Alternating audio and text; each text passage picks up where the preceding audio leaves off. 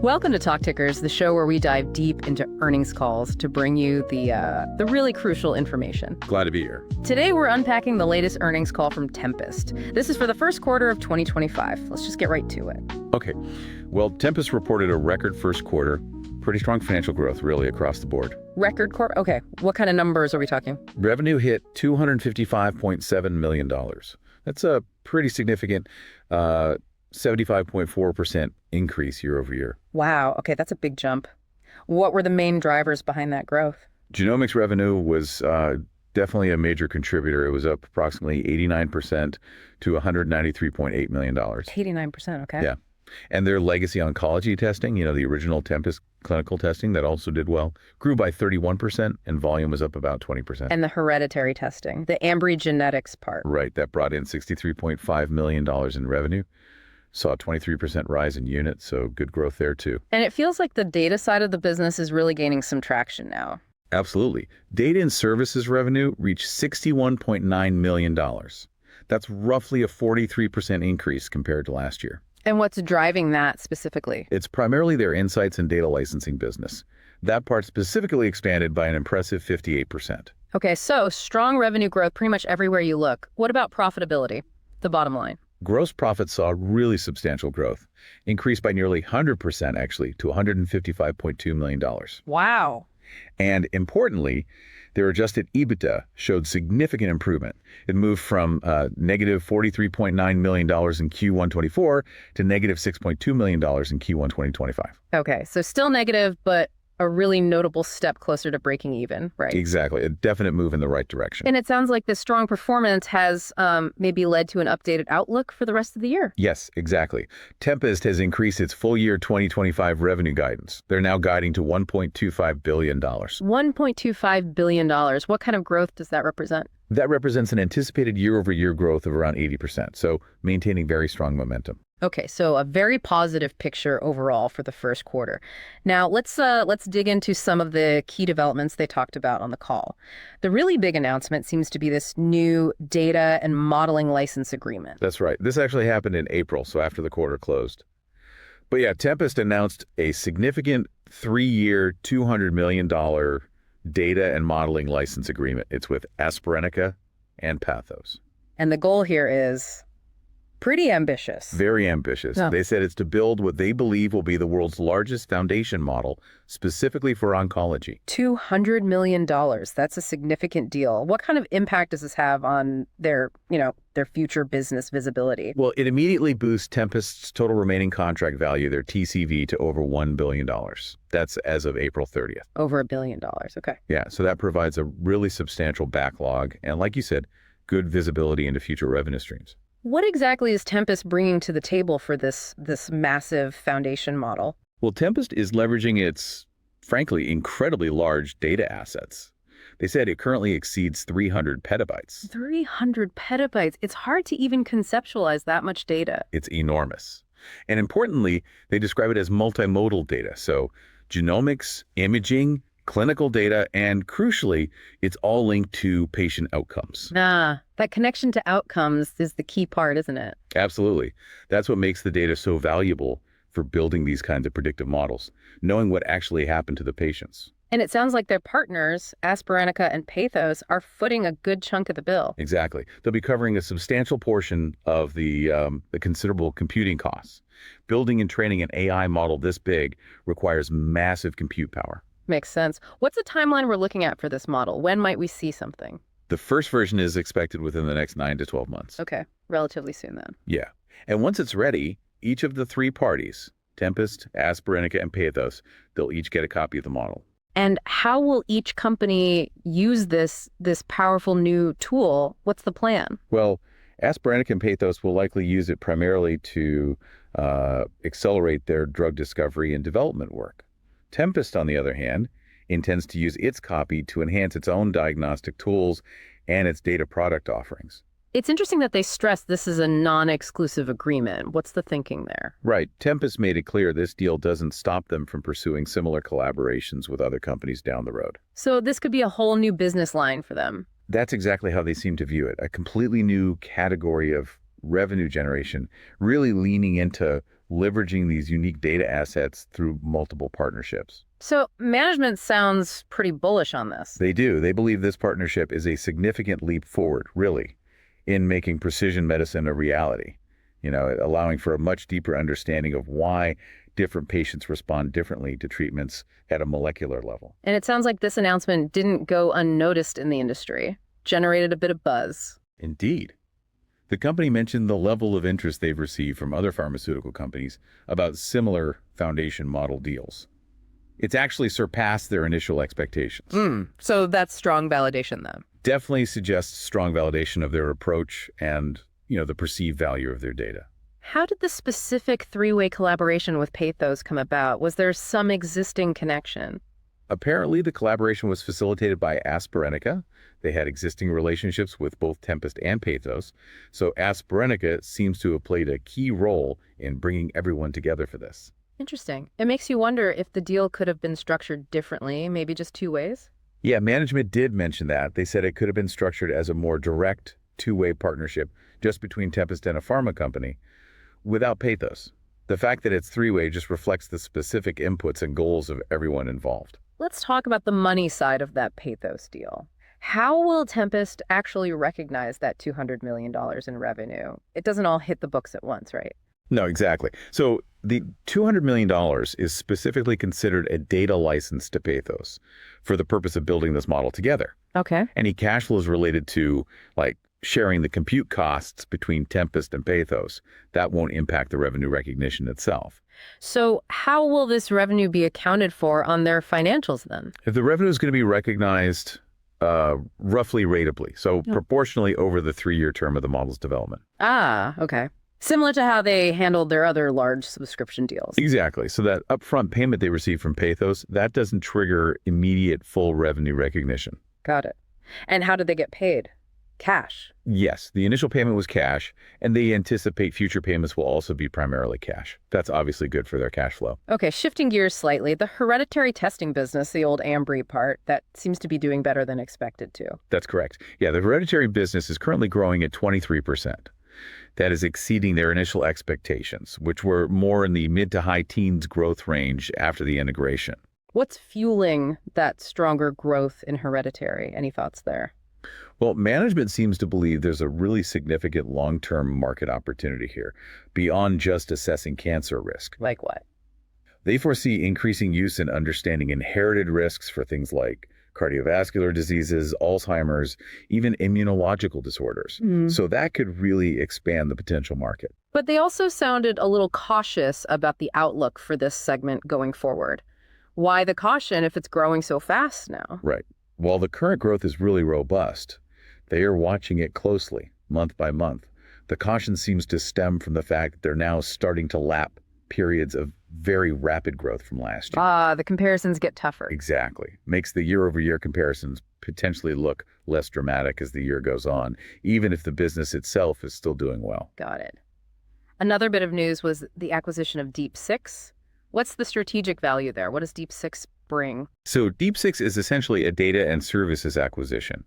It's designed to enhance Tempest's connections, specifically with high-quality medical institutions. Giving them another pipeline for data. Precisely.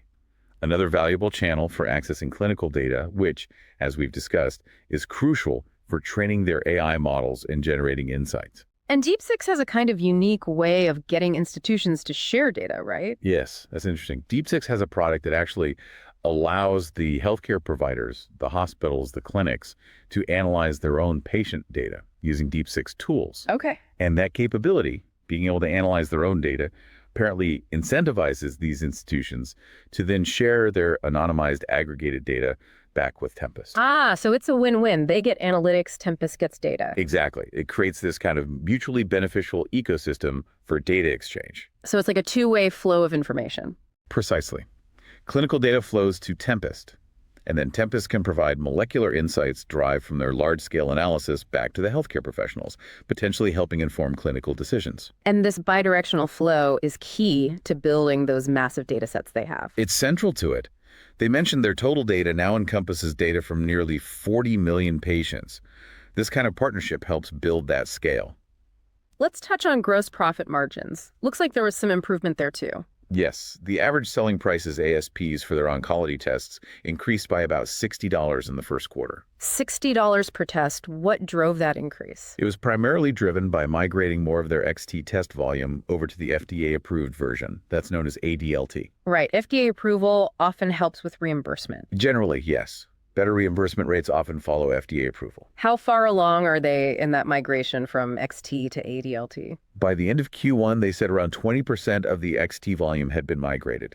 Their goal is to get that to about 40% by the end of this year. Okay, so we could potentially see further ASP improvements as that migration continues through the year. That seems to be the expectation, yes. Continued XT migration should help ASPs. What about reimbursement for their mold DXM test? Is that factored into any of their projections yet? No, not currently. Reimbursement for MolDXM isn't included in their ASP projections right now. Any idea when a decision might come on that? They don't anticipate a decision until later in the year, so, any positive news there would represent potential upside to their current forecasts. Okay.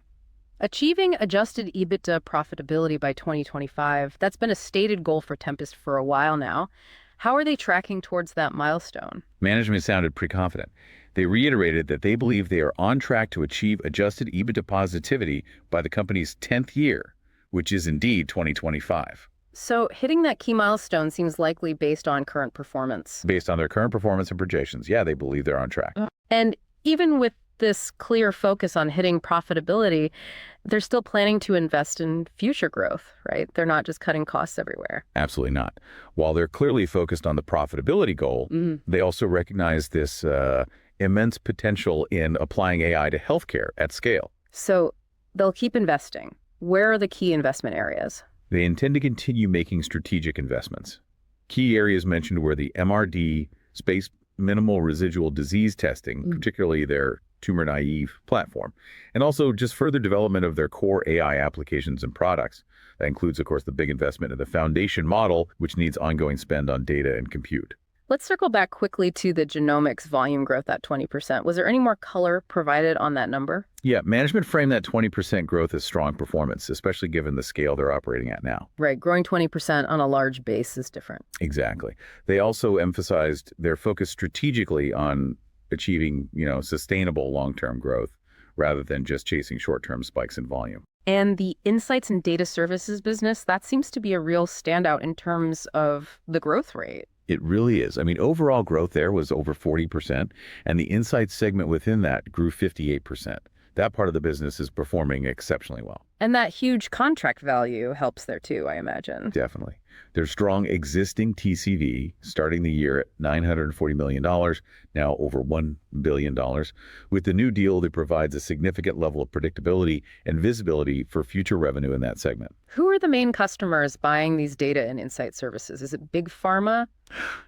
Biotech? It's primarily large pharmaceutical companies. The majority of their TCV and revenue here comes from large pharma firms that have committed to multi-year subscription agreements. What about the smaller biotechs? We know funding has been tougher there. Is that impacting Tempest? Well, they acknowledge the broader biotech funding environment has seen challenges, but they noted that this segment represents a smaller portion of their overall customer base in data services.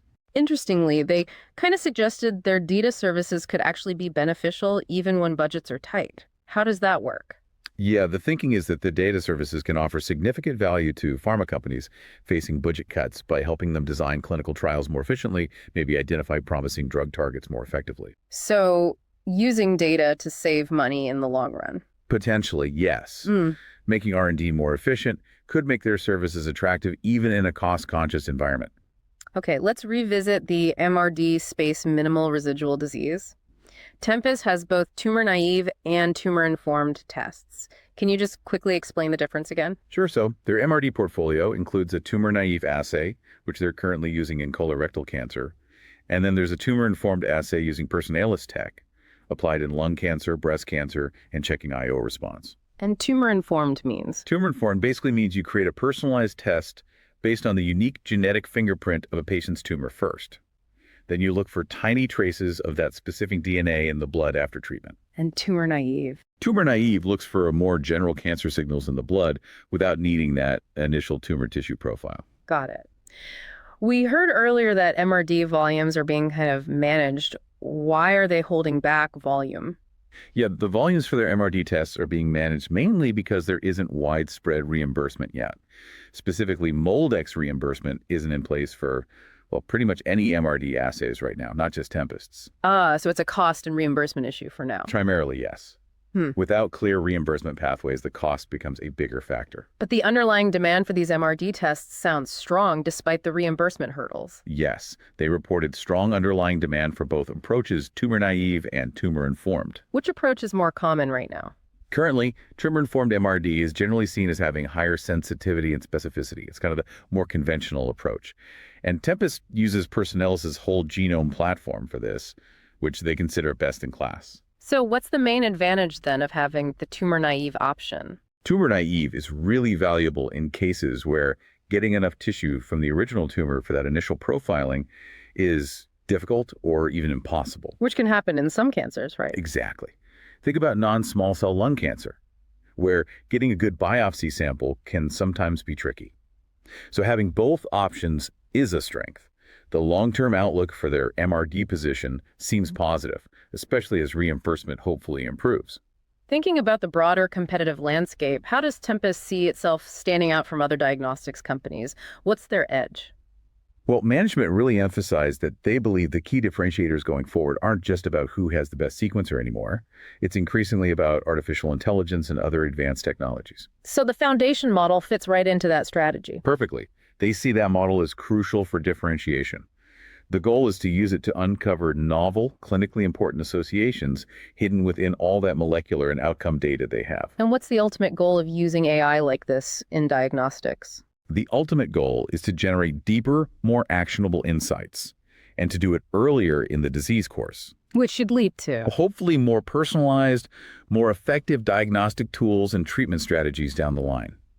They believe AI and tech will significantly boost both therapy selection and MRD applications. And they feel their early investment gives them an advantage. Yes, their early and ongoing investment in AI, combined with the sheer volume of data they've accumulated, they see that as a significant competitive edge.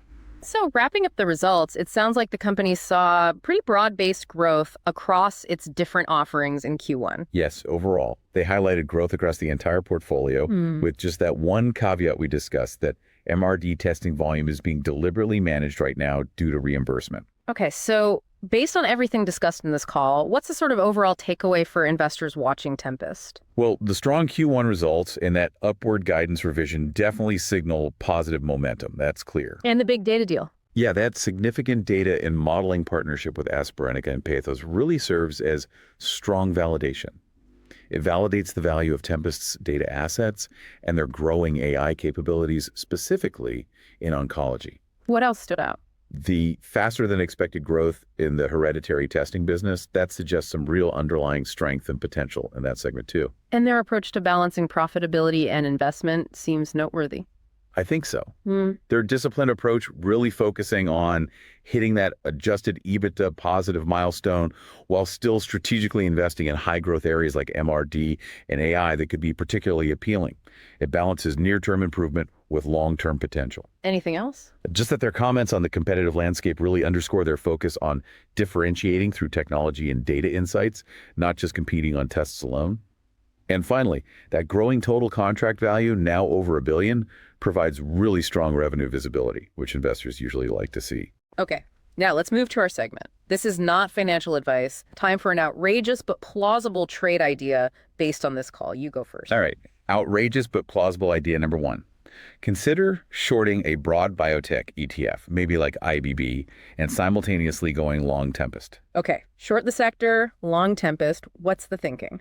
The rationale is a potential divergence. The broader biotech sector might still face funding headwinds, maybe regulatory hurdles, but Tempest, with its unique data-driven partnerships, especially with big pharma, seems to be thriving. So Tempest could be insulated or even benefit? Potentially.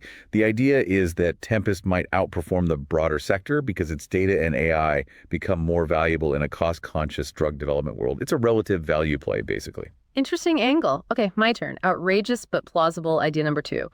Go long companies that are investing heavily in building these oncology foundation models. Betting on the trend itself. Exactly. Tempest's $200 million deal could just be the start of an arms race, a Yep. big trend towards large-scale AI in oncology. So identify other public companies, could be big pharma announcing initiatives, could be smaller AI drug discovery firms that are making serious bets in this area. And do what? Buy a basket. Yeah, maybe build a basket-long position in those entities. You're basically capitalizing on the growing importance of AI in oncology, with this Tempest deal potentially being a leading indicator that the field is heating up fast. Two interesting ideas there. So wrapping up on Tempest, their first quarter really demonstrates a company hitting on multiple cylinders, strong financials, significant strategic progress, especially in leveraging those massive data assets. Yeah, their clear commitment to AI and developing these sophisticated data analysis tools really positions them as a potentially key player in, the future of precision medicine. Definitely. Now, obviously, the healthcare landscape always has challenges, always evolving, but Tempest's current growth path and these strategic partnerships they're forming, hmm they certainly warrant continued close attention. It really makes you wonder, what does this emerging era of oncology foundation models truly mean for the future speed and direction of drug discovery? And maybe even diagnostics? And beyond that, what other unexpected applications might pop up from these vast data troves that companies like Tempest are building? It's a fascinating space. Absolutely. We encourage you to delve deeper into Tempest's financials and, of course, the broader trends shaping this intersection of artificial intelligence and healthcare.